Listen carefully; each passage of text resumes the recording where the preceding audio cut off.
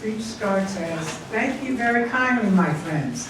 As I listened to Ralph Abernathy and his eloquent and generous introduction, and then thought about myself, I wondered who he was talking about. It's always good to have your closest friend and associate to say something good about you, and Ralph Abernathy is the best friend that I have in the world. I am delighted to see each of you here tonight in spite of the storm warning. You reveal that you are determined to go on anyhow. That's right. Something is happening in Memphis. Something is happening in our world. And you know, if I were standing at the beginning of time with the possibility of taking a kind of general and panoramic view of the whole human history up until now, and the Almighty said to me, "Martin Luther King, which age would you like to live in?" I would take my mental flight to Egypt, and I would watch God's children in their magnificent trek from the dark dungeons of Egypt through, or rather across the Red Sea, through the wilderness and towards the Promised Land.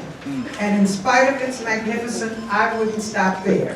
I would move on to Greece and take my mind to Mount Olympus.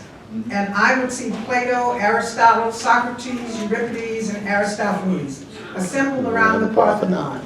And I would watch them around the Parthenon as they discussed the great and eternal issues of reality. But I wouldn't stop there. I would go on even to the heyday of the Roman Empire, and I would see developments around there through various emperors and leaders. But I wouldn't stop there. I would even go on to the days of the Renaissance and get a quick picture of all the Renaissance did for the culture and the aesthetic life of man. But I wouldn't stop there.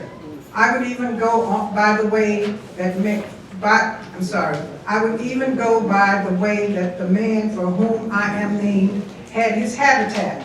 And I would watch Martin Luther as he tacked his 95 Theses on the door of the Church of Wittenberg.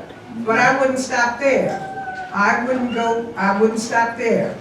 I would go on to 1863 and watch a vacillating president by the name of Abraham Lincoln finally come to the conclusion that he had to sign the Emancipation Proclamation.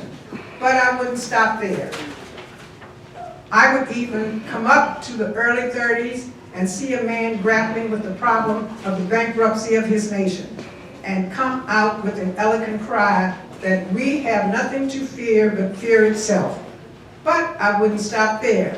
Strangely enough, I would turn to the Almighty and say, if you allow me to live just a few years in the second half of the 20th century, I will be happy. Now,